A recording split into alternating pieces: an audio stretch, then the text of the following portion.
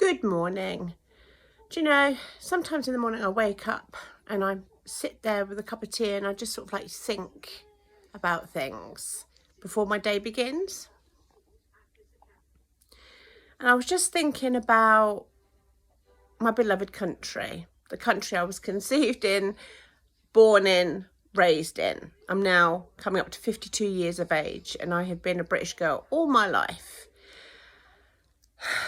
And the United Kingdom's in a bit of a pickle. We've got these despotic people who I wouldn't say were actually chosen to be the leaders of this country. What would you call them? Despotic.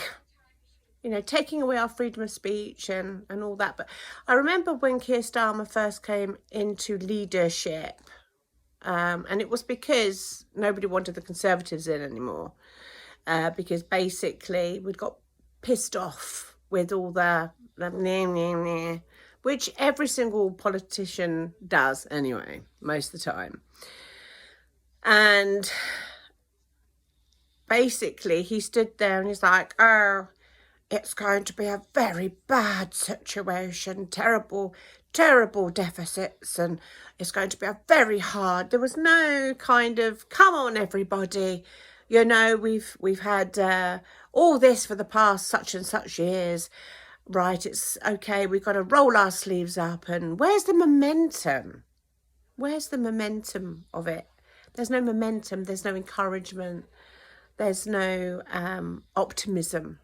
And they have literally lied and lied and lied. They've done exactly what you expect them to do. They've said, oh, we're going to do this. And then they get into the leadership role.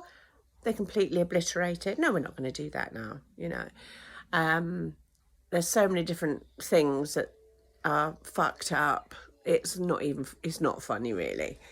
Because what people seem to forget is how great Britain is and how much it has figured in the world stage, and the way that our government is kind of leading. You know, you got like Jordan Peterson, Elon Musk, and so on, all these other people from other countries basically saying, what are you doing to Britain? What are you doing to, what's going on? You know, why are you they're actually questioning the so-called leaders of our country, because they don't understand how somebody can actually get arrested for saying a hurty word. I do not condone hate speech, okay? That is not what I'm talking about.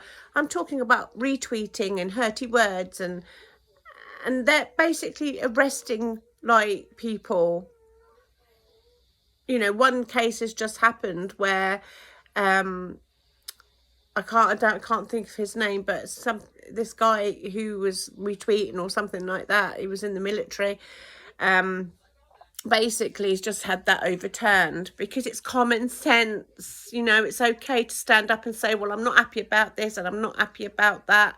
You know, it's freedom of speech. You know, there is no law. You can say what you need to say. You can have your opinions. That's what Meg thinks about it, look. Yeah.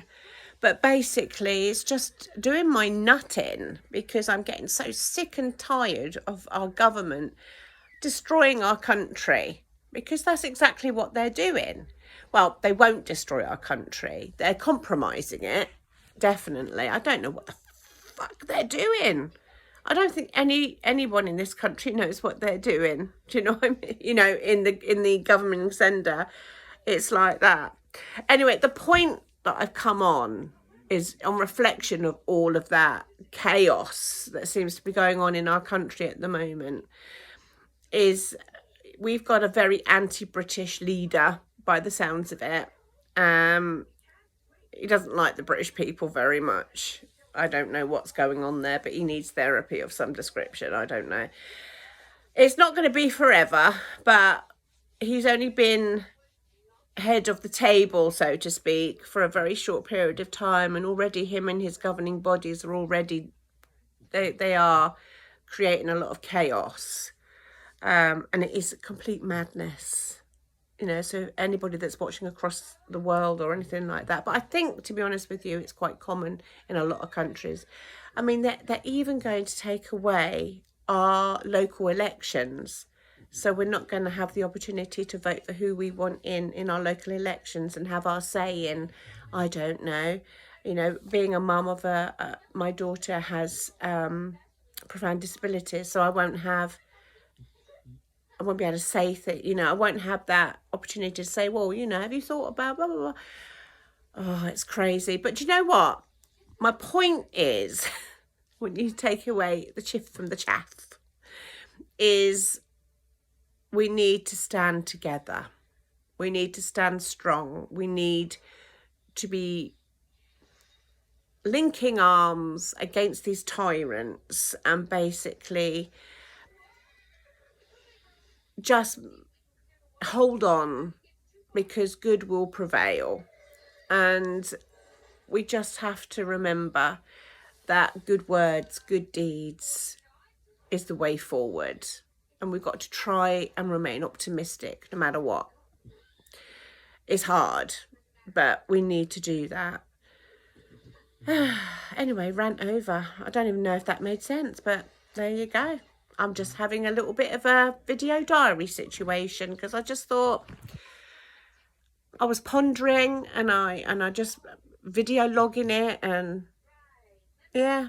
But I think the most important thing is we do need to remain as positive as we can be and optimistic as we can be, and not to let the bastards win by bringing us down and making us feel low about ourselves, and just be true to yourselves and bring love and light in, because we are being absolutely bombarded with negativity from everywhere.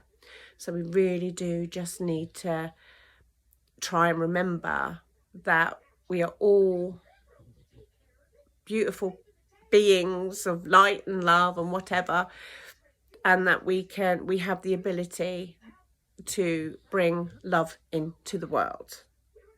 Okay. Have a good day.